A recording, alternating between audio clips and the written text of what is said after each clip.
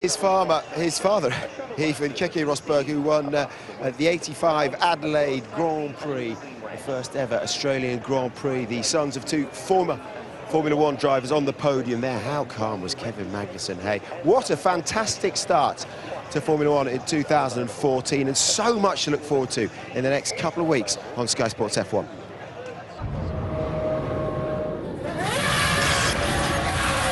Welcome, everybody. You never see it like that. Dangerfield, what a name! And I want to hear from you. Never seen that edginess before. That is not all. A row has broken out. Get him out of the way. I can go so much faster. Negative, Nico. 40-21, sir. I'm standing in the middle. I should stop now. I messed up today.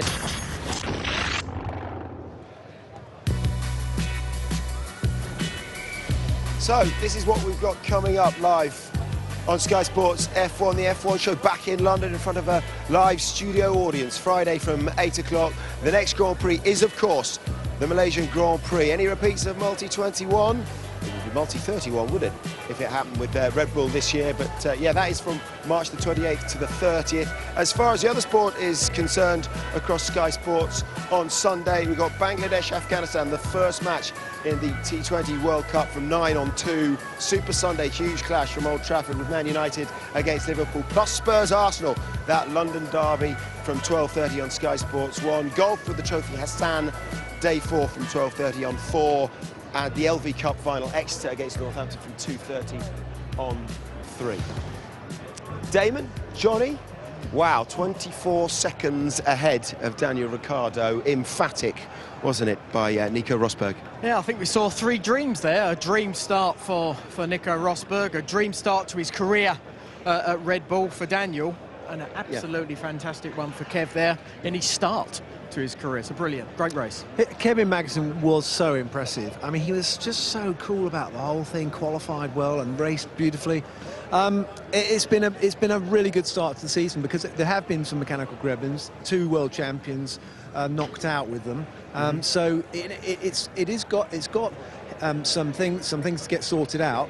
But I mean, that would be a typical motor race. We've got more finishes than we thought, and we had some fantastic dicing. So much to talk about. We want you to get involved as well. Crofty's up there in the commentary box. He'll be there until we're off air.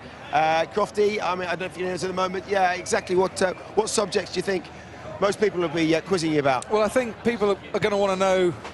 They're going to want to know what Formula One is in 2014, and I think first and foremost, let's pay tribute to the drivers out there who I thought the top 3, sterling job today. I think even going down that, guys like Danny Fiat coming home with the points in his first race, Valtteri Bottas, and the way he was storming through the field. We saw drivers making a real difference, but we also saw that reliability and mechanical issues are having a huge impact on Formula One. So I want your thoughts on the race, on the drivers, on Formula One as it is now. Hashtag Ask Crofty.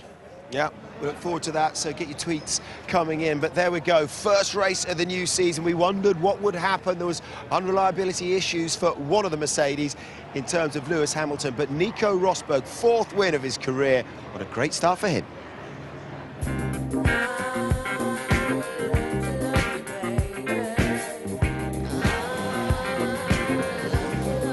Rosberg takes the season opener. What a car you did.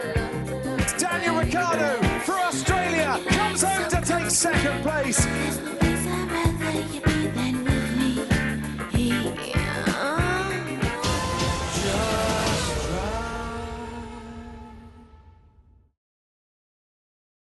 Shell V-Power Nitro Plus fuels Sky Sports coverage of F1. How can a car's design make driving feel like this? Start by making it lighter.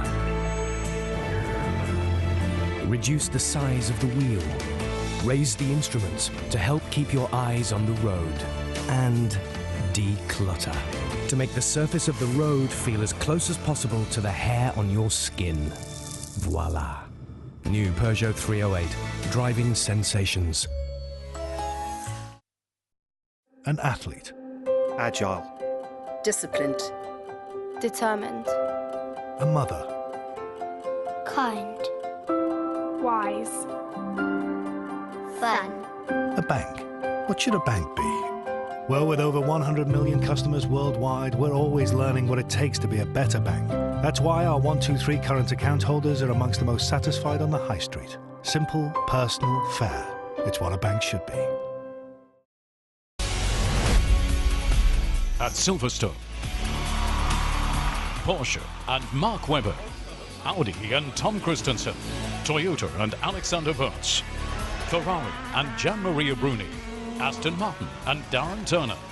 All of them are ready. What about you? Join us on the 19th and 20th of April for the 6 hours of Silverstone. More information on FIAWEC.com.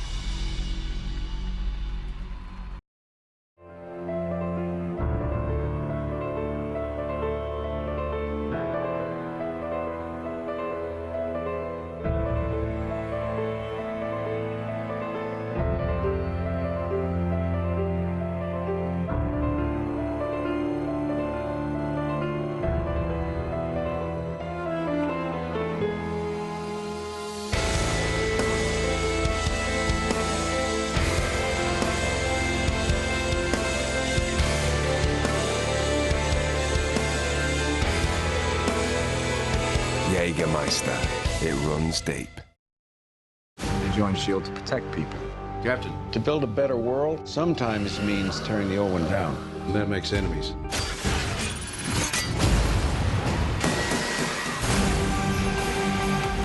This is how it ends. Everything goes.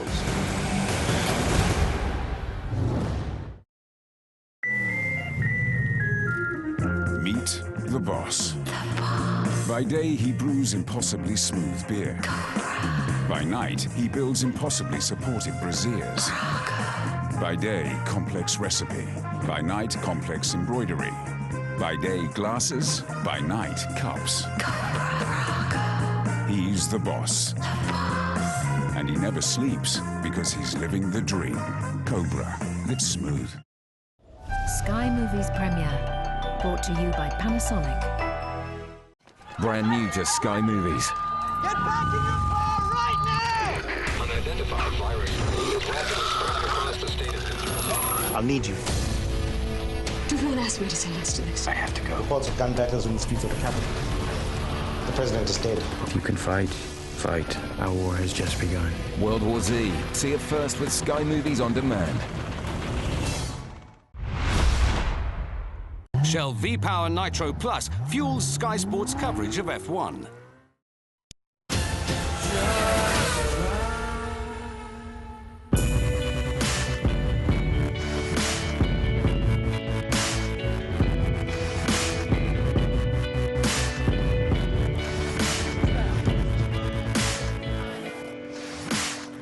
Brilliant start to the season for Nico Rosberg. A very, very comfortable victory. Had the perfect start and then a 24-second gap at the end. Apparently they were going flat out all the way. Isn't that right, Paddy? Absolutely flat out. It's a great start to the season. You must, I suppose, an element of relief as well because you're such overwhelming favourites coming into this. Yeah, that's the thing, actually. I mean, there was a lot of build-up with all the Bahrain tests. You know, you're looking very strong there. Good pace and reasonably good reliability. So there was a huge expectation, both sort of internally and externally, to get the job done this weekend. And of course, great disappointment to not get both cars home. Problem on Lewis's car, which we still have to go and diagnose. But you know, absolutely fantastic and amazing to get the one car on the top step. Yeah, that's what we're here to do. Word in the pit lane is that it was a cylinder issue with Lewis. I mean, I don't know. Is that something you can confirm? Yeah, the engine wasn't running on all cylinders. We knew that actually, even on the formation lap. Yeah. Lewis didn't know. We just thought we'd see how the pace was before. So that was so you knew. So from the start. We knew from the start, and you saw clearly even from the start he went back to P3, and that will have been a lot to do with the engine. Kind of explains it, doesn't it? Yeah. What about the work? We see what the drivers do in the car. They've got to do all that concentration to make sure they get the car to the end of the race. But you guys have got to monitor everything that's going on. How difficult has that been with all the pressure you've been under? Yeah, I mean, there are a lot of new parameters to keep an eye on, a lot of complicated things that some of them I only learnt this morning. So, you know, as the more you get into it, because we have a lot of experts in all the different areas and whole new fields to explore. But, you know, we'll get there. It's just a bit of a new territory. A little bit, that's for sure, yeah. today. But, you know, it's good fun as well. Toto, I don't. We just saw Lewis in there now. It seemed like he was taking a fairly positive approach to things. There are going to be issues, aren't there, at the start of this season? It's just one of those that he's got to take on the chin.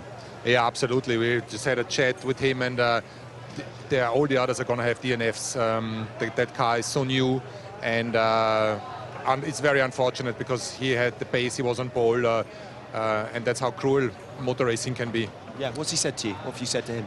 Well, of course he's disappointed, but he's happy for the team, yeah, he's in good spirits. I mean, Toto, now he's got a failure, so that means he's going to be down one of his engines. Is that right? I mean, of his allocation of engines. Not necessarily, Damon. We have five engines per driver in the pool for the year.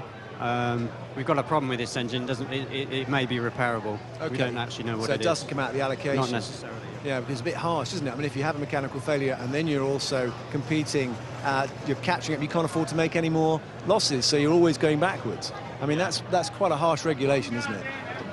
Yeah, but I mean, it's the same for everybody. So, and this is only the first race. We'll see where it takes us. I'm sure there will be other failures in the remainder of the year. So hopefully that's not too bad a setback for Lewis. I mean, if you're going to be that dominant, what we need to see in the next race is a race between Nico and Lewis, don't we? Yeah, we'd really like to have that, and we set ourselves up for that for this weekend. And well, you better look after his car a bit more then. I didn't catch. You better look after his car a bit more, make it work, you know. For the whole, I'm sorry about him. race. He's come out really punchy at the start of 2014. Yes, you probably do. But we move on to Malaysia in a couple of weeks. Just one thing, because we didn't mention it, but we should say that was the 100th win for Mercedes engines in Formula One, which is a really amazing achievement. I think we got that. I think Crofty said that, so we'll be proud of Crofty. Well done, Crofty, up there. Just to repeat it. Yeah, well repeated. Yeah, moving on, thinking forward to Malaysia and Bahrain. I mean, I presume upgrades are coming thick and fast. Will they be? Yeah, I mean, you have to keep the development curve steep, and this is what we are doing. Everybody's flat out back into the factory this week, and well, we should see some upgrades coming into the car. Thanks, Toto. Thanks, Paddy. Go and get the spanner and fix that engine out if you could. That's what I was expecting. Nice one. We'll see you. Well done. Yeah, I mean, a race of two drivers and two different stories there. I mean, joking apart, it is amazing that Formula One has delivered a motor race. I mean, the noises that were going out before, to actually get one car to finish is a monumental achievement. It is, and it's testament, isn't it, to just the engineering back here in the paddock. We were just talking about the strains that you're putting on a new engine there. They had a wet qualifying, and they'd not had to do a lot of testing under those under those sort of conditions, I suppose. They also had a start that had to be restarted as well, and then, you know, the safety car as well. So, I mean, it's testing it to all its capabilities, these engines. Well, it is in a very short space of time. We're only talking really of a couple of months, you know, 3 months from the end of last season to getting these new cars on track. If you do a sort of car manufacturer, it takes like 5 years. So well, it's amazing what they've done. I mean, when they had the restart, my heart was in my mouth because I thought, oh my God, none of them are going to get away now, because actually, you know, to actually go through the whole process again and the heat build up in the cars has been one of the problems. So, you know, all credit to Formula One for providing a pretty exciting race. Yeah, I mean, we were running a poll. We were in the F1 show on Friday about how many drivers you thought would finish, and in the end it was 14, wasn't it, that were classified. So we're about where we thought, or where the public thought would be, and obviously that's going to improve as we go along this season. I think so, and I think as we were discussing it through the race, you know, there was the 2 that went out at the start, another 2 went out sort of with their issues, but about halfway through, you know, we'd only lost 4, so it's amazing, like Damon said, how they've really come on. Is that going to get better? Of course it is. So we're going to have a very good competitive season because of the way that we had an interesting race with the battles that were going on. And the other thing is that Martin mentioned this, you know, there's not only the team's going to get a lot more information that they can go on, but we need to get more information as to what state the cars are in during the race, as to whether or not they're maximising their pace or not. So it's going to be good. OK, let's head Skypad bound. I think Anthony's got the start all queued up for us. Yeah, wow, what a relief for so many teams up and down the pit lane here. What a start as well for Nico Rosberg. We've flagged him. You can see him off the line there, getting straight between the 2 cars, his teammate as well. But further back, just wind it back, you have a look at Kevin Magnussen. He had a pretty big moment and also a pretty decent start himself, just behind the two cars there. There he is, just point him out. Watch the moment he has as I roll this on. As he applies a bit too much power, the car squirms around and then almost sends him off into the wall on the left-hand side. Very well collected, I should say, and gets back onto the job and finds a bit of space into turn one. The other thing I was impressed by as well was Daniel Ricciardo on the inside there of Lewis Hamilton. Obviously, Lewis had his problems, and but Ricciardo could see that, kept a cool head. Remember, his home Grand Prix, first race for Red Bull as well. So really impressive stuff from him down the inside. And a big space developing around here because Felipe Massa got a pretty poor getaway in the Williams. That allowed this situation to happen where he got collected by Kamui Kobayashi in the Caterham. So yeah, all action in the back there. We'll have a closer look at that later on in the virtual. So we've got a few more clips here. This is what it sounded like on board with Lewis Hamilton with his problems.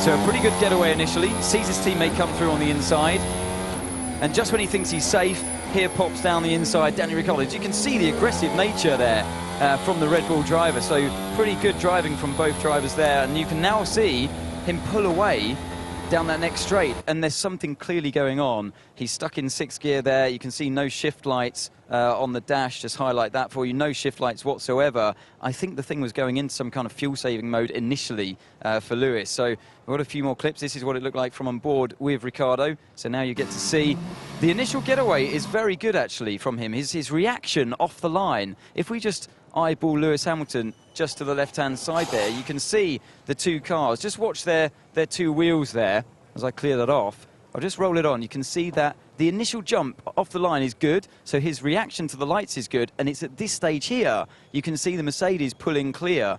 So it doesn't look too bad until Rosberg comes flying through, and you think that's what a proper start should look like. And but he doesn't give up. Here's the gap now, and he spots it perfectly. No lockups, no heroics. It's just all calm. Really impressive stuff from Ricciardo. I know he's not a rookie, but massive weight on his shoulders as the sole Red Bull up in a good position there. This is Magnussen, so we're going to get to see that moment. His initial getaway was brilliant, matched Rosberg, and then watch this. And you can hear the wheel spin. I actually want to hear that again if I've got time. I'm sure they will let me.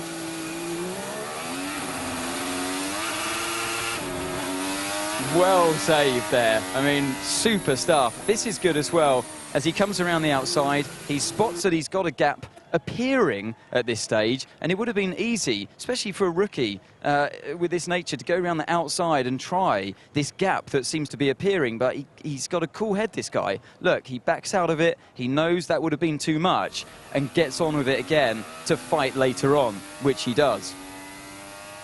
On Hamilton, around turn 10, this is riding on board with Hamilton. Remember, we've got Magnussen behind us at this stage. Now listen to Lewis's engine again. He's going to stay in 6th gear, pulls to the inside, really flat RPM at this stage. And there comes Magnussen around the outside. So take no prisoners from Magnussen approach, but Lewis clearly had problems at that stage. A really interesting start. Yeah, it was. Felipe Massa, in no doubt that it was Kobayashi's fault. He shouldn't be doing that. It's going to the stewards. He thinks penalty should be imposed. He was stopping at the 50-metre. He thought it was dangerous. Did you agree with that? Yes, indeed. Yeah. I think we all know when it's sort of it's a new car. You don't really know what it's like. You're going into the first corner, tyres cold, and everything else. The braking systems we know are not working perfectly. He should have been way more aware than he was, because it wasn't just a little nudge. It was a proper takeout. Well, yeah, I mean, he didn't exactly try to, you know, pretend it wasn't his fault. I mean, he's owned up, and here he comes down through. There's Kevin just having a good slew there and catching it, and then here we can see Kobayashi locked up, and out goes poor old Massa. But I mean, also we think hit Raikkonen as well. But very close. I think we see it better here above. Here he comes in the gap, and there he goes in between two white cars. So now he's locking up, and we just missed Raikkonen as well. And it seems to me like he got a little bit of excitement there and thought he made a few places and then just braked too late. Yeah, and the good thing is at least he's come out and said it was his fault. He has taken responsibility, but I think the stewards will take it on themselves to make sure that he does get a penalty, because really that is shouldn't be happening. Points on his licence as well. That seems to be the case, and that's something these guys have got to sort of be very, very aware of that. You know, he's destroyed his chance of having a race, he's destroyed his team, he's destroyed Williams and Felipe Massa, so now they've got to take it on. Yeah, it's a shame. You know, I mean, great return, you know, qualifying the Caterham in 15th place. But anyway, first corner. Okay, we know it was an emotional weekend for Jenson Button. He's won 3 times round here, just off a podium. His dad would have been proud. He's been speaking to Natalie. Well, to go from 10th to 4th and to have both cars, actually now McLaren are leading the constructors, which is fantastic after the first race. I'm sure you'd prefer to be on the podium, but did you enjoy that race? Yeah, I did. You know, starting 10th was always going to be tricky, and I said to the guys, you know, I want to get a good start. It's the easiest place to gain places, but it's also the easiest place to have a shunt, and especially with the way the cars are under braking. There were so many accidents on lap 1, so I actually found myself going backwards a little bit, but an enjoyable race, and the team did a great job of in the pit stops. Also, I just got in when the safety boards flashed up. I saw it and quickly dived in the pits, which made a big difference as well. Great job by Kevin. You know, in qualifying, I think in the wet was probably even more impressive than today's podium. But a great result for him and the whole team. You know, 3rd and 4th. It's better than what we expected. It really is, and a good starting point for this season. Were you aware that you were missing the tip of your nose? Yeah, it was very cold. I was missing some other bits on the car as well, but yeah, it wasn't the prettiest car at the end of the race, but it was an enjoyable car at the end of the race. You know, the last stint, I didn't have to save fuel. I pushed as hard as I could to catch Kevin and Daniel, but it just wasn't enough in the tyres. They were obviously pretty old compared to those guys. So. It must be a real boost for you and the team to have a car that's actually competing after such a torrid time last year. Yes, it is, and it's been a long time since we were leading a Constructors' Championship, so yeah, it's a really good feeling. You always want more, but this is good. This is a good starting point, and we have some improvements for Malaysia, and we're not leading the Constructors because we're the quickest, but we're leading the Constructors because we've got both cars home, and we're relatively quick. With some updates, hopefully we can challenge the Mercedes and Williams, who I think are very quick. Wonderful, thank you. Thanks. Yeah, they'll definitely take that after week 1, leading the Constructors' Championship. And Jenson Button, it was a really well-managed race more than anything, wouldn't you have said, Johnny? Yeah, pretty much. I think he'd be very, very happy with the performance that he put in there, you know, with the difficulties, obviously, not having John around. And I think he really did sort of grow in stature as the race went on. He had some pace, we saw at one point, and he was really, really quick. There was others conserving their fuel, it looked like, but he stuck it in 4th place. So it's a great little event for him. The thing I like to see was actually they were thinking on their feet when it came to strategy and coming in when the safety car came out, and also pitting early and getting onto tyres, and it was very good strategically from McLaren there. We think he made sort of 3 places up, didn't he, on the safety car, and that really late call to go into the pits, and then before the last stint, as you were saying, perhaps a couple of places on that one as well, but he did lose the front of his nose, to which you made a particularly poor gag. No, well, you don't want to hear that gag again. It was something to do with how does your dog smell or something. He hasn't got a nose or something. But anyway, there it is. It came off, and it's not a critical part of the car. But I'm quite surprised actually, because I thought that was part of the crash structure. And if it comes off that easily, then what the hell does it do? Not an awful lot. Smooth we always talk about Jenson's smooth driving style as well, but for the fuel saving, things like this, could be a season that actually does suit him. I think it will. I think we're going to have 2 sort of parts of the weekend. The qualifying is going to be quite different to what's going to happen in the race as far as how you conserve that fuel, how you use the car, how the power comes into play. That is something that Jenson historically has been very good at. That is today has shown that is there. He will learn more, and I think he can go on further with the next couple of races. I mean, there's no question a star is born in McLaren with Kevin, but they are going to need Jenson's experience, and it's a really good combination, the pair of them. Let's hear from the Ferrari boys and Nico Hülkenberg as well with Natalie. Well, Fernando, you finished where you started. Tell us about the car. Tell us how happy were you? Were there some problems with the car today? Yeah, well, we all had problems probably, but at the end of the day, we crossed the line, and both Ferraris crossed the line, which is a good effort from the team and a good achievement. On the other hand, we finished 35 seconds behind leader Rosberg, so this is probably too much, and we need to do better in Malaysia. And you think you can take that step forward in 2 weeks' time? We see. Obviously, I'm driving the car, not doing anything more. But we are Ferrari. We are a strong team. I think these guys they know what they're doing. And as I said, after the first race, you have probably a little bit better picture of which areas you need to improve the car after running behind some people like I did with Hunkelberg for many laps. So we need to analyze, we need to take care of every detail for Malaysia and be a little bit stronger there. Kimi, can you tell us how the car felt today? Was there a problem with ultimate power? Did you have some electrical issues? We had some issues, but I don't know. I don't know really. I mean, there was a lot of things happening, and until we look into those things, I don't really know what is what. So. Given that there's so much going on at the moment, are you pretty happy? Is the team pretty happy that both are in points? Well, we cannot be happy with the positions that we finished, but obviously at least we got something out. It has been a very difficult week, and the whole weekend. So we got hit in the first corner by somebody from behind. Then the car was running well, and then lost one place in a pit stop because we have to double pit stop, and then craned the front tire and lost one place because of the mistake, and then they came back. But I mean, it felt that the car felt pretty okay on some points, but then some points it was a bit tricky. So I don't know really. We have to look, and I mean, the only positive thing is that we run the whole race and score some points, but let's see. Well, you seem to eke all you could out of the car today, but you were complaining of some tyre deg problems. Can you just tell us about your race, how happy you are with the way it finished? Well, first of all, I'm quite happy, to finish the race. First time for me ever, which is good news straight away in the points, which is, fairly positive, and, good job from the team today. Obviously, I had better track position at times, and then we lost 2 positions after the first stop. And it looked like that we didn't quite have the pace as many others had. There were just a few cars out there which seemed to have a little bit of an advantage in terms of downforce, and their cornering speed looked a bit higher.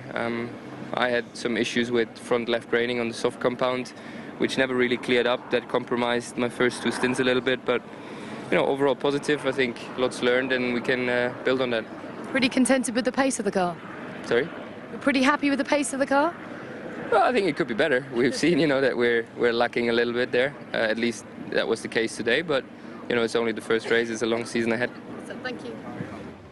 We've repositioned to McLaren. Jenson, Eric, congratulations, leading the constructors. This man's got the Midas touch. Yeah, a great day for us. I was a little bit unlucky yesterday with the yellow flag, so very unlucky. I didn't make Q3. So it made my race a little bit more difficult, but I really enjoyed it. The car was working well.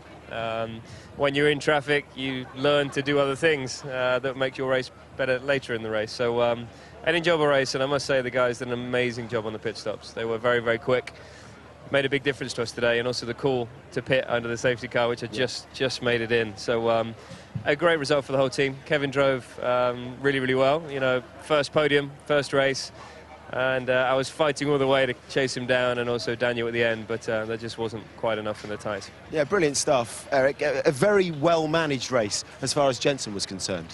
Yeah, I mean, Jenson drove superbly. You could see he was saving his energy recovery and the fuel when he had in the traffic. And it shows that when we call him for the stop, he just reacted, and then he was purple everywhere, and he did very well. And obviously he recovered very well, and with the strategies the team did, it's good to see him back in the big points. Yeah, going into this weekend, did you believe that this kind of start was possible for McLaren? Well, I think this race nobody knew what was going to happen. I think we knew we weren't the quickest. I think Mercedes are a standout team in terms of pace. And I still think there's another team that's very quick. They just didn't really show it today, or they made mistakes. So for us to get a 3rd and 4th, I think that's probably where our pace is. But I think over, the whole weekend, I think the team did a great job, and that's what's really got us both cars to the finish. And we're leading the Constructors' Championship. So we have some bits for the next race, which will hopefully bring us a lot closer to, outright speed of the Mercedes. And reliability will be important again, and also the teamwork. And I think we were very, very good at that today. Yeah, a word on Jenson's teammate, though, from you, Eric. He's been aggressive all weekend. He's a little tiger in there. I mean, he's young still, you know. I mean, he's only 21, so yes, he was aggressive, but still very mature in some ways, managing stress and the pressure over the weekend. So it's true that he was not unlucky like Jenson, so he could benefited from a better position on the grid. But still, you know, he did a decent race, obviously, and a good pace, and he managed very well all the system in the car. Jenson, I know it's been a very emotional weekend for you. You've kept it together so well. Dad'd be proud of this. Yeah, he would. He wouldn't have been very proud yesterday. Unless yesterday was a painful day, because I wanted to do really well for him. But it's been a tough weekend emotionally. You know, I'm not the sort of person that likes to show it in front of a TV camera. I don't think that's right. So in the background, it's very, very tough. But I've had the most amazing support from the paddock. You know, my family, friends, and all of the guys within the team that are wearing this little pink shirt, and yourself. Yeah. So it really does mean a lot. And he'd have a big smile on his face looking down and knowing that everyone's talking about him right now. He loved that. We really appreciate you coming out and sharing that with us and talking to us. And best of luck, guys, for the rest of the season. Really, really appreciate it. We're going to take a short break. When we come back, loads more from here in the paddock. Lots to mop up. We'll get more views and reviews of a great first race.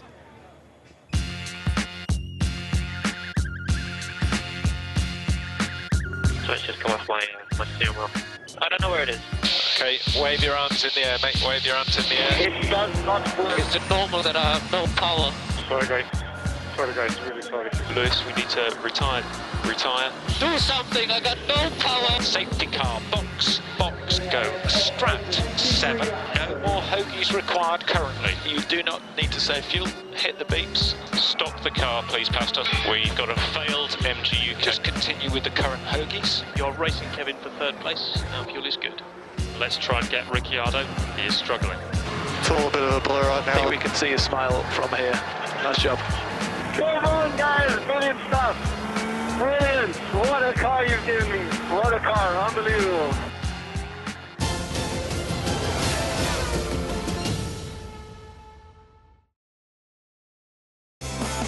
Sky Sports F1 coverage, sponsored by Rolex.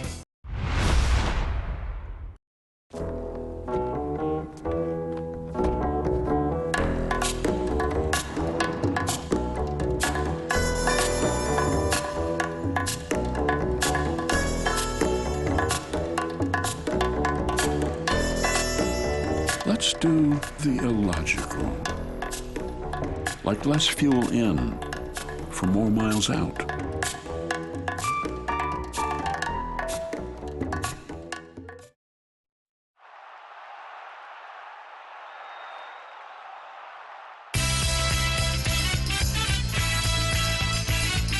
Can you feel that? When both teams score, it's goals galore. Pick 3 correct games and turn a tenner into £55. Pick 5 games and pocket 170. If you love football, you'll love a bit of Betfred. Sign up now for no deposit, £10 free bet, exclusively on your mobile. On Blu-ray and DVD, feel the rush of one Life on the Limit, picking up where Senna and Rush left off. Buy it Monday. Build Sebastian Vettel's Red Bull Racing World Championship winning car. Unique and radio control ready, complete with a powerful nitro engine. Go online now to buildrb7.co.uk and discover how you can build and drive this stunning scale model with high quality parts and step-by-step instructions. This offer is not available in stores, so go online to buildrb7.co.uk now to order yours today.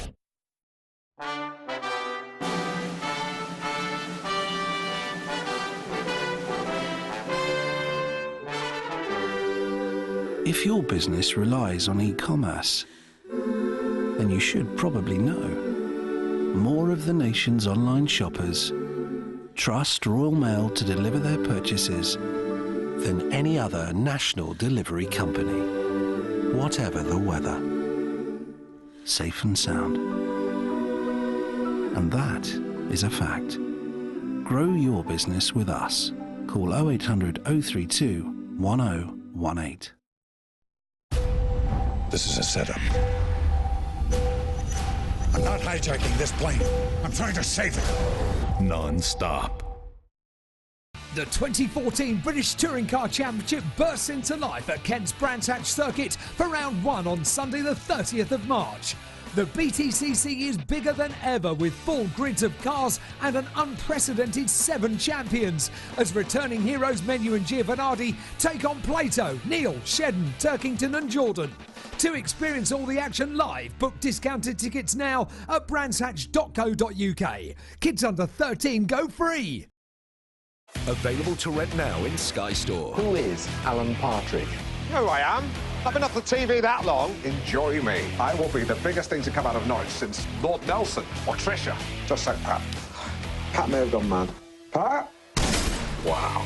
55 years old, I should be at home in bed watching funny videos on YouTube. Achtung! Guten Tag. Silent! Sorry. Oh, come on! That's it. Look at me. Alan Partridge out for Papa. Half price in Sky Store now. Sky Sports F1 coverage, sponsored by Rolex.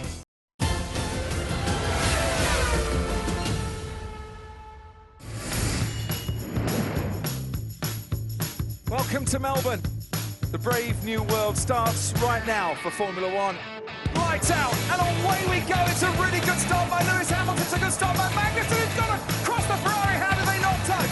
And it's now Lewis Hamilton and Nico Rosberg. Rosberg goes in through past Raikkonen.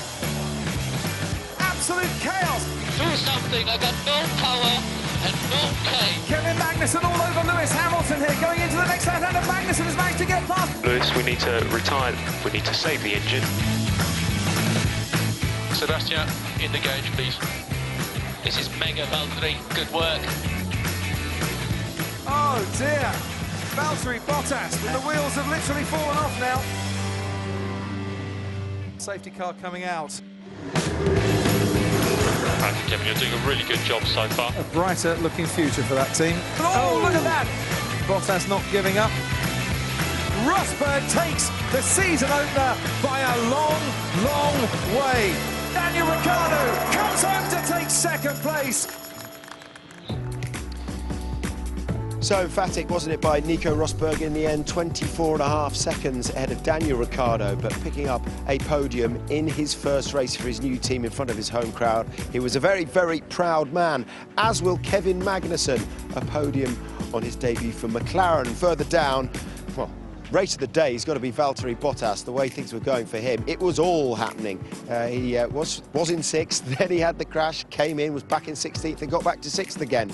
We'll be hearing from him momentarily.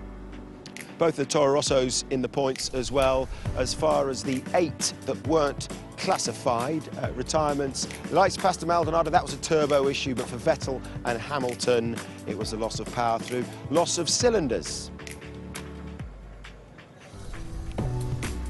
And so, as far as the drivers is concerned, after one round, as you can see, it's just a split of how the points are divvied up week in, week out, with Rosberg with 25. It's 18 for second for Ricciardo and Magnussen in third.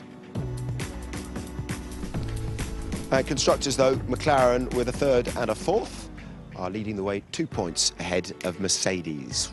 Right, let's hear from Valtteri Bottas speaking with Natalie. Well, Valtteri, there were lots of cheers going up from the Williams garage and some gasps when you clipped the wall. Did that ultimately cost you a podium, do you believe? I really haven't seen the results. I don't know how far away they are, but yeah, quite mad about myself, you know, for the mistake. It's, yeah, not so happy about that, but I guess, you know, I just need to learn from it, and, you know, I'm pretty sure I'm not going to do that kind of mistake again. So, yeah. After that, the race was quite okay. I mean, there was we had a good pace, so yeah. You must be proud of some of those overtakes, though. Your team certainly were. Yeah, that's good to hear. Yeah, I mean, I was just you know, trying to recover, trying to make up my mistake as much as I could. But yeah, we have to see how much we lost. But I tried my best. Well done, P6, fantastic. Thank you. Yeah, I mean, for the team, for us, we now have double the points than last year nearly. Yeah, so. Exactly. They've done so good job, you know, during the winter, and it's going to be a good season. And I really want to thank everyone at the factory, also in Brixworth at the Mercedes. and the race team. Everyone is working really hard, and it's nice to see. Great stuff, thank you. Yeah, indeed. Claire, congratulations. I'm slightly worried about your title sponsor looking there, or should I say I'm not that worried about it, but God knows what it's going to be like when you get a podium. What an exciting race for Valtteri. It was fantastic. You know, I think we entered the weekend with lots of high hopes, and there was a lot of expectation on us from the media as well, but we were really trying to dampen that a bit and not get anyone's hopes up too high. And particularly after qualifying yesterday, that was really disappointing for everyone. I don't think last season we would have thought if we got 2 cars in the top 10 we would have been disappointed, but you know, coming into the race today we really were hoping for both cars to get some strong points, and it was so disappointing for Felipe to have been knocked out on the first corner, but Valtteri, my God, he drove such an amazing race today. He really did. Claire, are you sure you can take the excitement? I mean, most of the time we saw you hiding in the back of the garage with not wanting to look. But I mean, it was some tense moments. You lose 50% of your point scoring potential on the first lap, and then Valtteri hits the wall. I mean, at that point, what were you feeling and thinking? Yeah, it's always so anxious for everybody, isn't it, when you're watching your cars going around, because you have no control over it. But you know, Valtteri, he's such a safe pair of hands. He's so cool, calm and collected. You know, and you know, I think he overtook more than 20 cars in the race today, which was phenomenal. But every time you see him kind of coming up behind someone else, you're just hoping that he makes a clean pass, and he did. He really did a good job. And it is testament, isn't it, to everything that's been going on behind the scenes at Williams, particularly in the off-season, for yourself on the commercial side. But you look at Pat, and you know, he's reformed the Curry Club, hasn't he, with a couple of his old mates from Benetton. There's a lot going on, isn't there, in engineering terms as well, and with the driver lineup. There is. We've done so much work, not just over the winter, but over the past, you know, it's been 12 months now. Whenever we realised where we were last year, we realised we had to make a lot of changes across the whole of the business. So one of the first of those was to augment the talent that we have on the engineering side, and the first of those appointments was Pat as our Chief Technical Officer. But obviously we brought the Mercedes engine in as well. We've got Felipe Massa in our driver lineup, which is great. There's been a lot of work, and I hope that we get some reward for that this season, and this result is. Well, it's a fantastic start, and all the potential's there. But there's something else has changed as well, I think, Claire. That you know, there's a different spirit, a different mood in the team, and everyone here has all got a big smile on their face. I'm looking into your moto, in the hospitality unit there, and they're all very excited and very positive about things, the way things are going. So I think that change is great, isn't it? There is. You know, that was another piece of work that we did last year, was to try and change the mindset of the people that are working at Williams, because it's been a difficult few seasons for us, not just last year. And you know, when you have that repetitive poor performance, it's demoralising for people. Yet people within Williams always kept fighting. But really, last year we tried to support them, to make them believe that they could all win again, because you know, there's no point coming to the race if you don't feel that you can. And so that has been a real change amongst everybody that works at Williams. You know, trackside and then back at Grove as well, to think, yeah guys, come on, we're here to win, we're not here just to take part, and no one's happy with just taking part. So everyone's changed in that respect. Keep some of that on ice if you could. We might come and join you for one afterwards. Well done, Claire. Do. Great start to the season. Much. Anthony's at the Sky Pad and is going to analyse a bit more about Bottas. Yes, we've got some clips here of the day really that could have been even better for Williams in general. We're going to start here with the great move that Bottas pulled on Jean-Eric Vergne into turn 3. Round the outside, heavy braking, remember in these cars. A beautiful, well-judged move by Bottas onto the curb, super aggressive. But like Claire was just saying, you know, incredibly gifted bit of driving there. And keeping a calm head in a tricky situation. Later on, he caught up to the back of Kimi Räikkönen, his corner of choice down at turn 3. DRS open, this time down the inside. This was a really super move and a great bit of driving by the two Finns there around turn 3. Neither of them wanted to give an inch, and Valtteri got the better of his countryman into turn 4. This is what it looked like on board. Down through the gears into second gear, pushes Kimi as wide as he dare, but Kimi hangs around the outside and then just commits to turn 4. And yeah, like I say, brilliant bit of driving once again. And just as everything was going so well, we were all on the edge of our seats behind Fernando Alonso into turn 9. I believe he gets into the turbulent air here. runs out wide and just clips the wall, like he said. So disappointed, gutted with his own mistake. But I still think he was so close to the Ferrari here at this point. That's what pushed him out wide and eventually understeered him into the wall. He clipped it and immediately gets onto the radio for the Mayday call. I've got a puncture. I've got to come in. You can see it just flicks the button there. Yeah, just really disappointing for everyone in the team as he limps back home to the pits. But he was back on the charge afterwards, and it was this time for Kimi to make a mistake into the same corner down at turn 9. And you can see what a kind of thinking driver he is here on this stage, because he knows that Kimi's going to rejoin the circuit, and he gives him a bit of a wide berth at this stage. He doesn't just launch the car to the inside. He gives him a wide berth just to keep clean, and yeah, shows that he is a thinking driver. I was really impressed by small details like that. Later on, he got up to the back of Nico Hülkenberg, DRS once again, on the inside of turn 1, onto the marbles, judges the braking zone perfectly, and gets the next overtake done. This is what it looked like from on board on the nose of that car. Super shot as we pan around to see the left front wheel in action through that corner. But I just want to bring Mr. Johnny Herbert in at this stage, because we're going to have a look at the start again, because I've just had a piece of information, Johnny, from Kamui Kobayashi, who said that he's just come back from the stewards, I believe. He said, I only had front brakes. I only had front brakes. So basically, the KERS failed, so it wasn't harvesting energy through the rear brakes anymore, so the rear motor was doing nothing, and that basically only sends you into mechanical mode of just where the front brakes work. Yeah. So let's have a look at it again. We're going to highlight Felipe Massa at this stage as well. He had a pretty bad start, opened up that gap, got overtaken by the Ferrari, and that put him in the situation where Kobayashi, I'll just highlight him there, I'll just reverse that a bit. Yeah. There's Kobayashi there in the Caterham, and that put Massa into the danger zone, basically, of a car with only front brakes. We're going to go virtual and have a closer look there, as he was just about to hit the rear end of Kimi Räikkönen. This is riding on board with Bottas. Look over to the right, there's the Caterham coming, and Massa, our teammate in front of us, just shows what a strong position Williams were in, what could have been. And then it comes onto this shot, and launches underneath the back of the Williams. Now, that's why I wanted to have a chat with you, Johnny, because, you know, yeah, all right, you know, we now know it wasn't really his fault. Yeah. That, you know, that's by the by. But the thing that I wanted to talk about was this bit here, where the car goes underneath the Williams, and look at the angle that car's at. And we heard people say before this race, yeah, about the low noses and the potential to go shoveling cars out of the way. What do you make of this? Well, I think one issue we have as well, you've got a sort of a little beam at the back, actually, where the red light is. So again, the nose can get underneath that and scoop it up, and that sort of guides it, doesn't it? Actually, underneath the back of the car. We've spoken about it, and it's been spoken about sort of a couple of months ago about this this issue. And this is really the sign that maybe something's got to be changed. I don't know how they're going to be able to change it. So you can see the black bit. So it's not the green bit at the top; it's the black nose, the low nose there.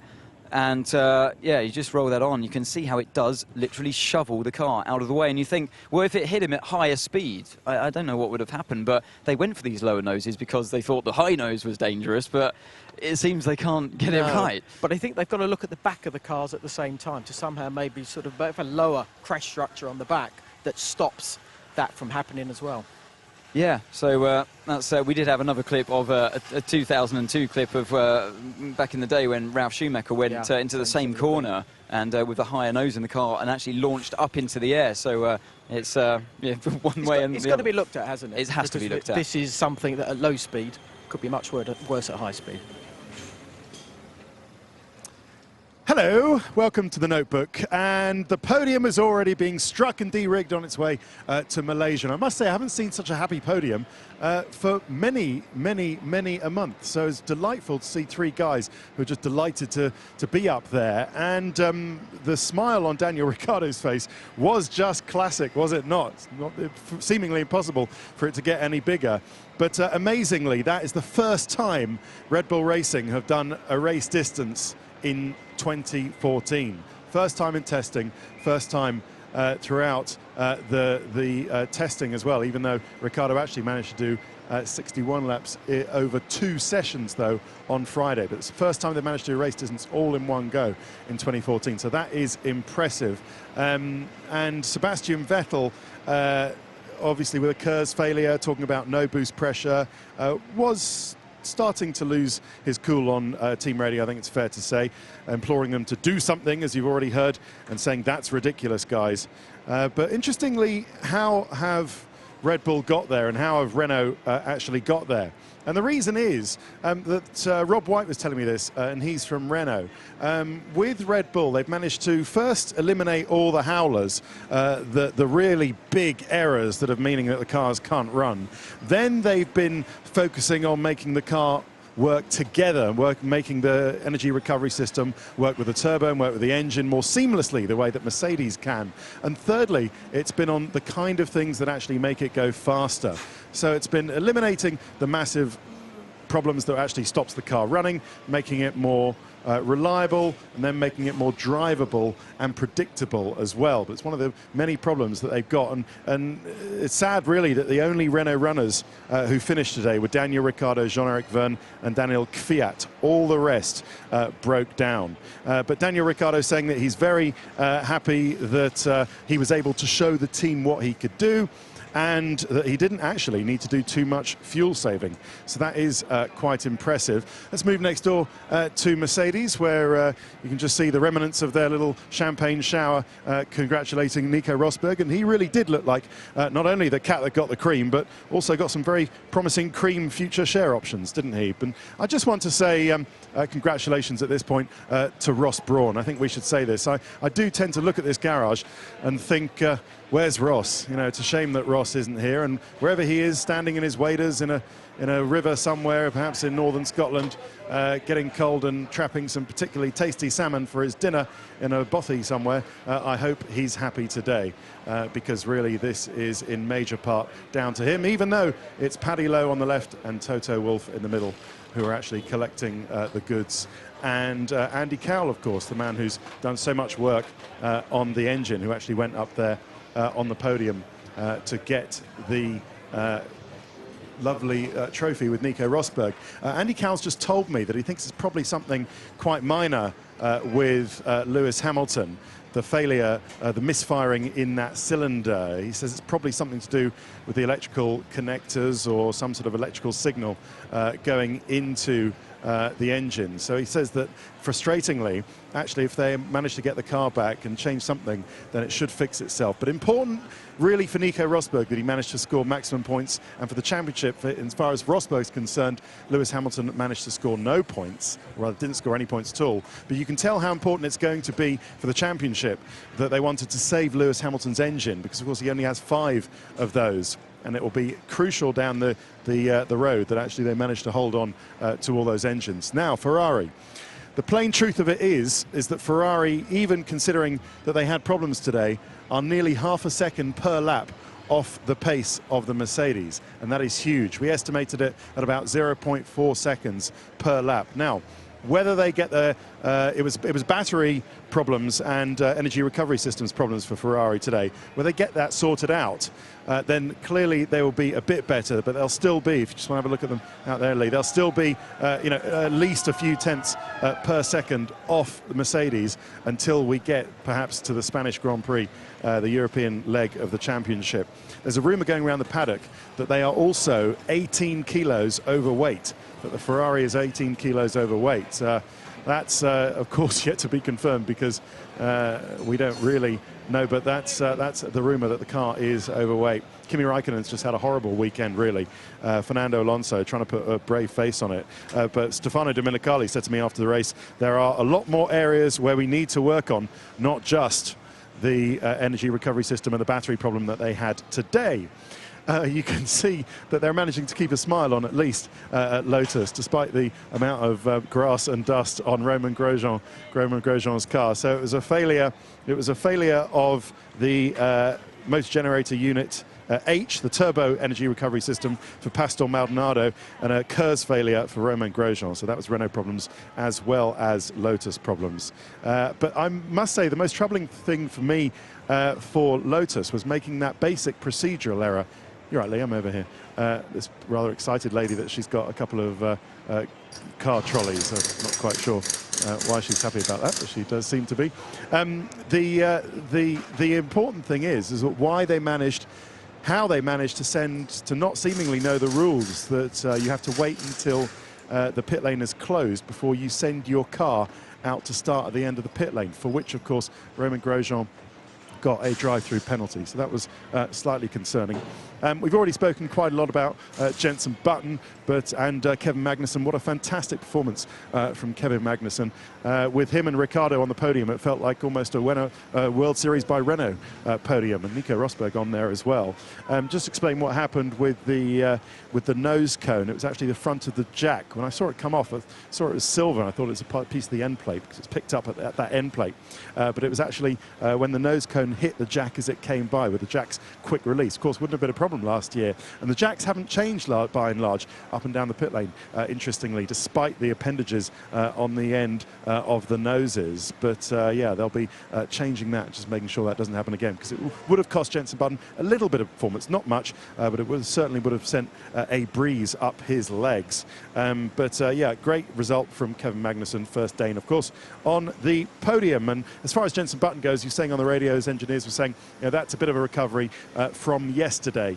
Again, the problems in qualifying really that dictated it. But Jenson Button, the big winner under the safety car, and he managed to move up some places because of that.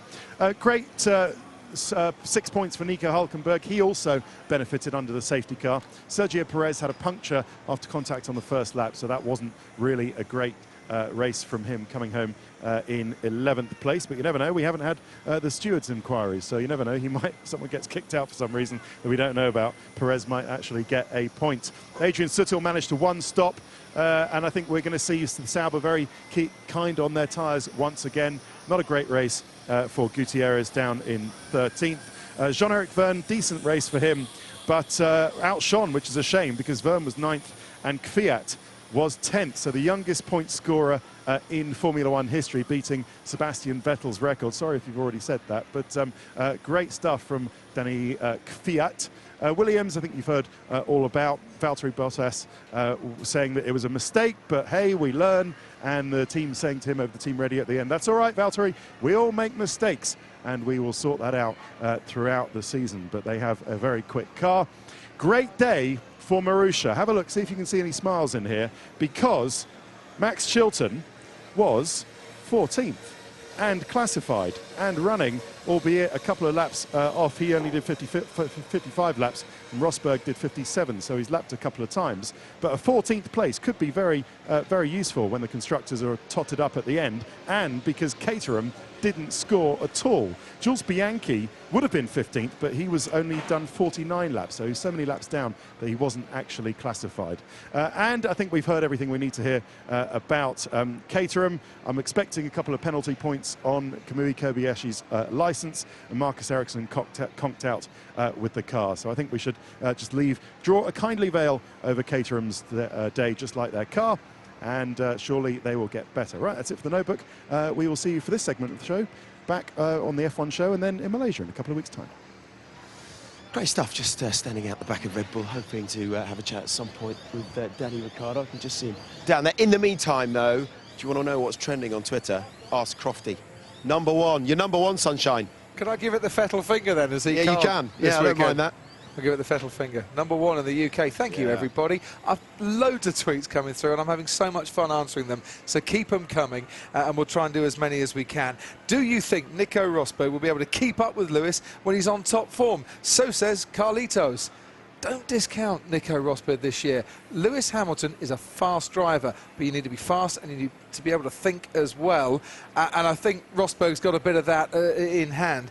I'm not saying that Lewis isn't a good driver. I think he is. And it's a big what-if for me, that, this weekend. We have a poll. 76 yes, 24 no. They like F1. Let's go, Simon, to you. Daniel Ricciardo. Okay, Well, smile.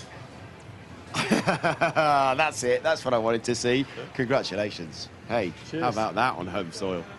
Yeah, awesome. Really nice. Yeah, just, I mean, yesterday was already an awesome day, but today to finish on the podium and to do that was great. Thank you. The boss likes it. Thanks.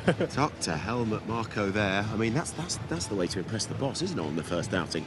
Yeah, come out swinging. It was nice. You know, obviously there's been a lot of attention. I guess you're going to say a lot of pressure this week, but I think to deliver under those circumstances puts a lot of faith in the team that, you know, I can do this. I can race up the front and hopefully continue to do so for the season. Just having a word with Christian over there, I mean, were you surprised, actually? I mean, yes, OK, the Mercedes way out there, it was going to be difficult, wasn't it, to catch Nico Rosberg. 24 seconds is a big gap. Yeah. But alongside the rest, the pace is there. It's just straight line speed, is it? Yeah, I think, you know, the car itself, you know, with Adrian Newey behind it, it's never going to be a slow car, aerodynamically, mechanically. But, you know, there's a few bits and pieces we obviously still got to improve, but, you know, the rate of improvement has been massive. We never would have expected to be on the podium this week, you know, that's a fact. No one would have put any money on it for us, so, yeah, just we're making rapid gains. There's still a lot more to come, but they're in the right direction. When I saw you in Madrid, you and Seb getting on great. I mean, that seems to have continued. It's been a real help coming into here for the first weekend. Yeah, it has. You know, obviously we're competitors, but Seb's been really nice. You know, welcoming me into the team, and yesterday, you know, he didn't have a great day, but he still, you know, gave me a genuine congratulations and was happy that I was able to get the car up the front. So, you know, it's nice to have that, and obviously we both want to push each other as hard as we can, and you know, if you can do that and still have respect for the guy alongside you, then I think it's going to bring the team a long way forward. A couple of quiet ones tonight? Yeah, I got half a Perth here, so it'd be rude not to. It would be. And I know you're going to Perth before the next one. Enjoy it. Cheers. Well done, congratulations, mate. Yeah, cheers. Lovely. Well done, Danny Ricciardo. I mean, what a great start that was for him and his Red Bull career. Nico Rosberg, though, has won here in Australia. We'll have more when we come back.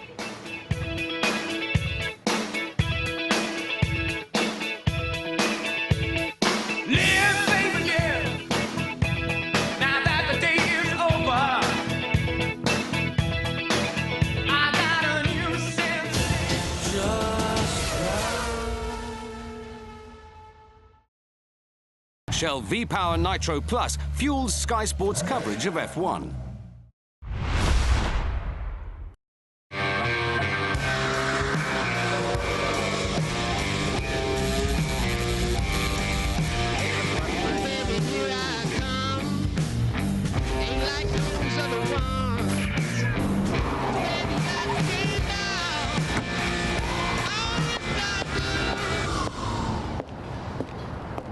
Don't blend in.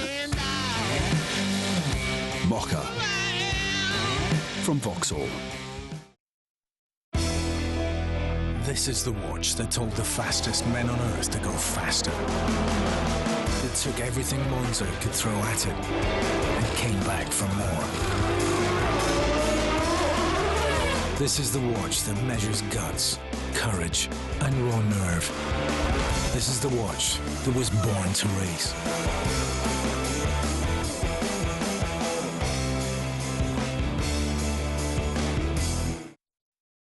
An athlete. Agile. Disciplined. Determined. A mother. Kind. Wise.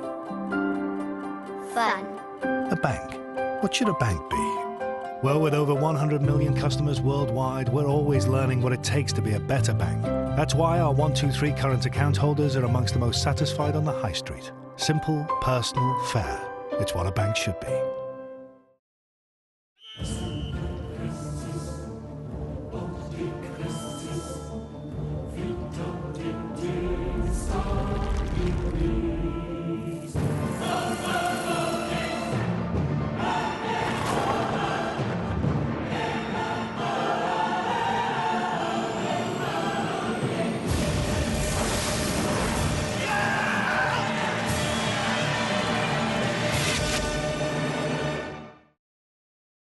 join SHIELD to protect people.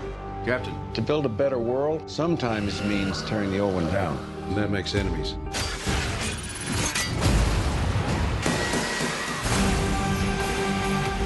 This is how it ends. Everything goes.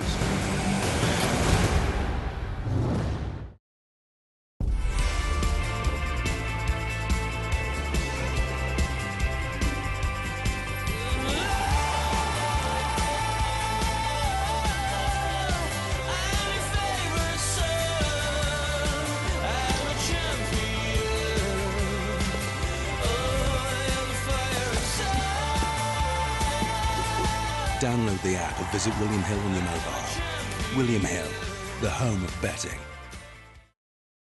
Vauxhall Mocha. Available with up to 5 years 0% APR representative and no minimum deposit. That's flexible finance. From Vauxhall. Oh, it's absolutely magnificent. It really is. Only the Premier League writes scripts like this. Another mouth-watering prospect. What an afternoon of football. Just a different feel to this game. This is about two cities. For most of the supporters, this is still the biggest game of the season. And you feel that as a player. And if you're a big player, you enjoy that. Two great games on Ford Super Sunday, live only on Sky Sports. Shell V-Power Nitro Plus fuels Sky Sports coverage of F1.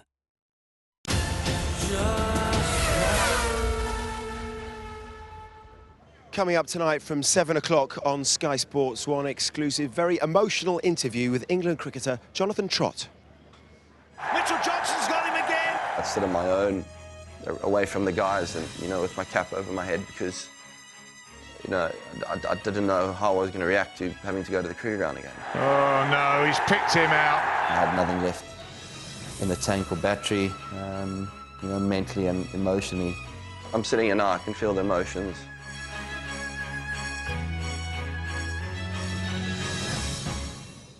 Yeah, one for you cricket fans out there. I know a man who is Christian Horner would be interested in that. He's been speaking with Martin. Christian, how nice a surprise was that to be up on the podium there today? Amazing. I think if you'd have said before the weekend you'll be on the podium, I don't think any of us would have believed it. The first time we've gone more than 20 laps is in the race. And, Daniel's been so cool all weekend. I mean, through all the practice, qualifying yesterday, and an incredible performance for him today. That's a massively steep learning curve for the fans at home, for you in the pit lane, for us in the commentary box. What's your big takeaway from this race? Fuel's going to be critical this year. We were pushing the limits, as I'm sure the other teams were. With fuel, we knew this was going to be a high consumption race. There's much less talk about the tyres, but I think it's going to take a few races for things to settle down before we know where we're at. We can see that Mercedes have got a big advantage at the moment, and we need to start getting into that. 3 different teams on the podium, 2 young drivers scoring their maiden podiums. I mean, there was some excitement up there. What's your first take on F1 2014 from sitting up on the pit wall? I think, it's a different challenge. It's a different kind of racing, and I think it's going to take a few races to settle down. I think that the cars are exciting to watch. It's the first time I've heard the crowd in a race before, which was a bit different. But yeah, I think generally, it's going to take a few races to settle down, and there will be some good racing. We can see that. So we know that Danny Rick is going to smile. He's got nowhere to go with that great big smile of his, because it's always on anyway, isn't it? But Sebastian Vettel coming in on the radio was not happy, was he? He was well, I think any driver that had the issues that he had, everything he tried just didn't work, and it's frustrating. You're trying to get into the Grand Prix, and the engine just wasn't working. So but Daniel, then he stuck around. He helped with what was going on Dan's side of the garage. He was keen to see what he was doing, how he was using the fuel, and so of course he's going to learn from that as well, and was offering advice to the pit wall. So he was still keen from a team point of view to get as much out of it as we could. You've dominated for 4 years by and large, some years more than others, but you've taken all those championships. Now you've got Mercedes dominating. How's that feeling inside Red Bull? Well, I just think it just focuses us on the challenge ahead. We've had difficult starts before. 2012 was a difficult start for us when the exhausts were significantly changed, and to be on the podium has exceeded our expectation. We've got a great team, great strength and depth. Renault are very capable. They're on the back foot at the moment, but we're working with them to try and close down the gap a bit to Mercedes. Thanks. Next stop, Malaysia. Yeah, hopefully a bit more straightforward this year. Yeah, clearly happy with that. It's ominous for the rest, isn't it, when Red Bull, supposedly hugely behind the 8 ball, come out and stick it in second. Yeah, the car is basically good, and the packaging is as tight as can be. Classic Adrian Newey. That car ran right the way through the race, as they said, first time they've ever done that, but it did do it. And the problem they've got is the Renault power unit combination is not as strong as the Mercedes. Now, we saw last year that Mercedes did well in certain circuits. This is a Mercedes track. Yeah. When we go to Malaysia, far more emphasis on cornering, and that might close the gap up again. OK, we shall see. Yeah, let's hear from two of the men on the podium. Magnussen and Rosberg have been speaking with Natalie. Well, Kevin, yesterday we talked about daring to dream of a podium in your debut race. You've just realised that dream. It must feel quite incredible. It does feel incredible. It's crazy to think that we're here, and today I've done my first Formula 1 race. I got on the podium and I did it with McLaren. It's such a dream come true. It's I can't explain how it feels. It's just unreal, and so proud of the team for taking that risk. For bringing me in is a big risk, and they didn't know. I'm a rookie, and we don't have many days of testing, and to believe in me that strongly and just go for it from the first day off, and always giving me the support and the information and the time that I need is so good, and I'm so proud of them. You say risk, but if you remember, we spoke in Abu Dhabi and I said, are you ready to step up into Formula 1? And you said absolutely. And clearly the team all believed that as well, so it didn't feel like a gamble to them. Well, obviously not, but it is a gamble. Is to take a rookie is a gamble in Formula 1, especially at in a top team. But as I told you, I felt ready, and last year during the season, I went up to Martin and said, come on, I'm ready. But yeah, they listened and they believed in me, and I can't thank them enough. This has been the best day of my life. But I'm sure I have better days ahead. Well, you've repaid that faith in them. The first Dane to stand on the podium. I mean, that's quite incredible. You're going to go down in the history books.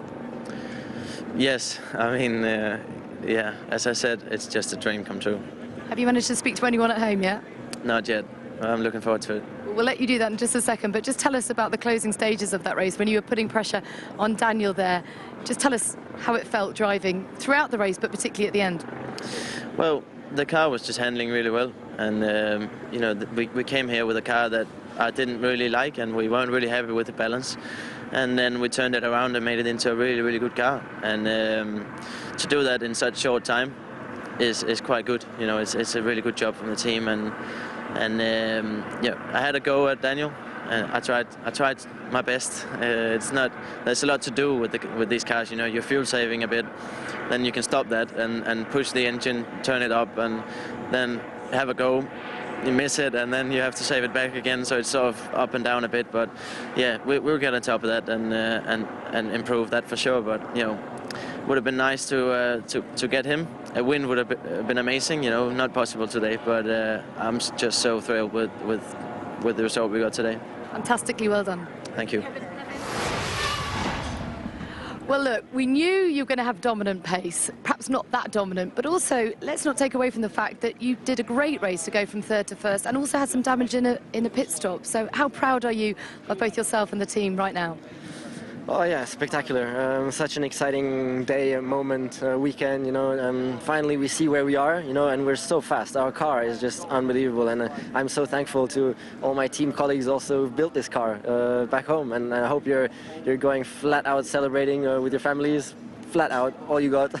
You deserve it, and we're going to do the same here, maybe. And it's just a pleasure to drive, yeah, and reliability also was good, to get to the end of the race. Of course, we're not 100% sorted. We need to keep working on that. But all in all, a great start to the season, and yeah, ecstatic. Give us an insight into that team work ethic over the winter months.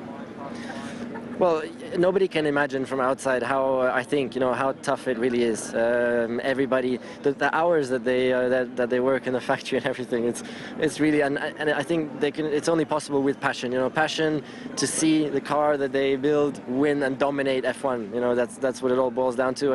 And so what we managed today as a race team to achieve with first place is just the best possible. Thank you. And it must really excite you going into the rest of the season. Oh, for sure, yeah. Oh, it's such a great feeling, you know, to have such a dominant car. Awesome, really. I look forward to the next races so much. Like, I don't understand why we need to have a 2-week break. Like, couldn't it be like tomorrow, the next race? And I don't understand what's up with that. Although we do need it also, because it's useful time to improve our car. But yeah, it would be great. You could probably race again right now, couldn't you? No, let's do a bit of celebrating, but tomorrow would be fine, yes. Really well done, thank you. Well done, Nico. Martin, Johnny, do you get the feeling that with the change of regulations, there might also this year be the changing of the guard? We've seen some rookies have a fantastic day today. There seems to be a lot of talent out there. Give it the machinery. They seem fairly comfortable, don't they?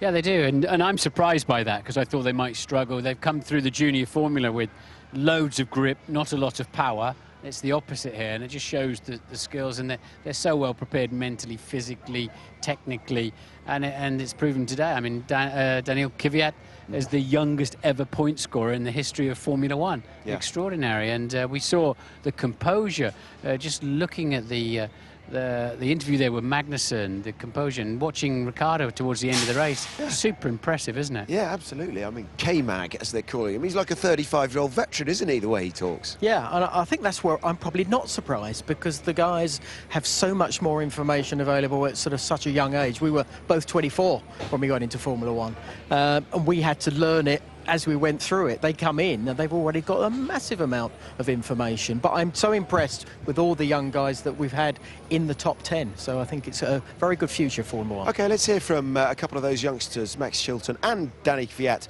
have been speaking about it. Well, Max, we all held our breath at the start. What happened? We were just on the grid doing our normal start procedures, and the whole car went dead, and I was stuck in gear. So we warned the car behind just to let them know that I wasn't going anywhere. And credit to the guys, I think they worked pretty hard to run the car back to the garage. We had to start the car and up on the stands, and off we went. And actually, the car had no issues from then on. It wasn't a perfect race, but actually 14th for us is not too shabby, and we've got to be happy with that. Yeah, so a relief to start and a relief to finish, because many didn't. Yeah, you know, Caterhams were ahead of us until halfway through, but we actually caught them. And then Ericsson had the issue where he kind of couldn't continue in the race. And, you know, I just tried to do a normal max, sprint the car home, and pushed it at the end, and the car was quite good. Well done. Thanks, Max. Thank you. Well, both cars in the points, and you in the points on your debut. You must be delighted. Yeah, it's a great feeling. It was quite a good race for us. We managed to keep the rhythm very high. I was less competitive as Raikkonen today in terms of our speed, and we could really attack. We were just missing a little bit of top speed to overtake him maybe, but in the end I'm still happy with my first points, and for a debut race was not too bad. How tough was the car to handle? I think we did a really good job. We've been quite good on tires, so I would say it was quite a good drive today. In terms of car as well, it feels like a good steps all the time forward. Every session we're learning something. Fantastic, well done. Thanks. Boys have joined me for a final debrief. Everyone very, very impressed, aren't we, that Crofty is trending in the UK. Let's just get a final view from him. Yes, Crofty, finish us off if you could. First time I've been trendy for years. Is Danny Kvyat trying to grow a moustache? Because he can't at the moment. It looks like there's some water that's just run down under his nose. Yeah. Right, your tweets. How do you think Sebastian Vettel is feeling now, says Scott Facer. He's had better days. I do think he'll come back and he'll bounce back in Malaysia. Overall, a great weekend, I think, for Red Bull, given their pre-season form. What else? Between Red Bull and Mercedes, says Stuart, who do you think's got a better chance of the championship this year? I think Mercedes might build a lead. Red Bull are going to catch them up. Don't forget Williams and McLaren will be in the mix as well. Our vote is change good for Formula One. 77% of you say yes, it is. 23% of you say no. And one person says, do I heat up my fried rice in the microwave that I bought last night? Do, but don't leave it in the metal tub. Yeah, that would be dangerous. Deadly. That would be deadly. Sum up this first weekend, could you, Anthony? Crofty knows his food. Don't mess with Crofty's knowledge of food. Yeah, don't take it either. That's how I sum up this weekend. What's good about that is that it was 74% were happy before the race and a few more happy after the race, which is something. I give the race 7 out of 10. I thought only 10 would finish. I was with you on that one, and I was staggered actually at the reliability of all the cars out there. And obviously we had at least 2 come off at the first corner. So there's 2 more that potentially could have finished. So yeah, I'm really staggered by that. Okay. This is what we've got to look forward to over the next couple of weeks on Sky Sports F1 as the new season continues. Welcome, everybody. Never see it like that. Dangerfield, what a name! And I want to hear from you. Never seen that edginess before. That is not all. A row has broken out. Get him out of the way. I think goes so much faster. Negative, Nico. 40-21, sir. I'm standing in the middle. I should stop now. I messed up today. Yeah, in front of the live studio audience. Get your requests if you want to come and join us for that. Next Friday, back in London from 8 o'clock, and then the Malaysian Grand Prix in a fortnight's time. That is then back-to-back into Bahrain, March the 28th to the 30th. Also, following us next here on Sky Sports F1, Juan Pablo Montoya, legends of F1, and midweek report as well is at 7 o'clock on Wednesday. Yeah, guys, just looking ahead, just very quickly, Malaysia, it's for the rest of the guys to catch up with Mercedes, isn't it? Well, they've got some work. I'm sure there are loads of new parts in the system as well coming through, so we'll see what they can do for them. Yep, it's going to be very interesting. It's going to be good to see how the young boys do, and if Daniel Ricciardo can carry and get on stronger. Yeah, really impressed with Ricciardo. I can see Mercedes keeping their advantage for Malaysia, but Williams are going to have a better weekend soon. 2 weeks in Formula One is a lifetime, isn't it? It could be all different in Malaysia. Well done, guys. Thanks very much. Well done, you. It's good to be back, isn't it? It is. We've waited a long time for this. Nico Rosberg has won the 2014 Australian Grand Prix. We'll see you in Malaysia. Bye for now. Here we are again, Damon. Right, lads. Getting engaged? Oh, how could we forget that? Cool. Nobody knows what to predict. I'm really, really looking forward to this.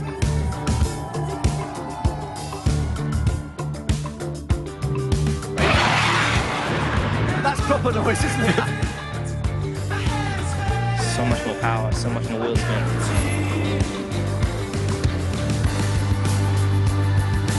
Kimi Raikkonen has gone into the wall.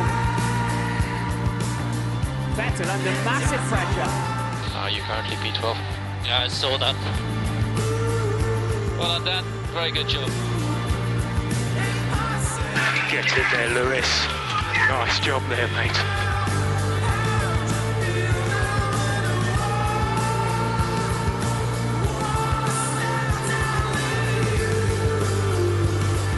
To retire. Do something, I got no power.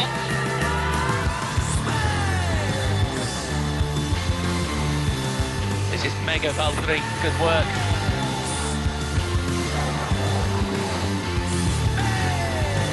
Magnussen is catching Daniel Ricciardo. This is going right to the flag, isn't it?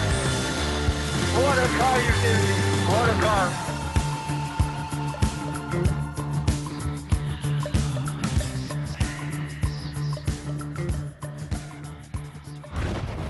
Enjoy Sky Sports live on all screens, on the go, and the best bits on demand.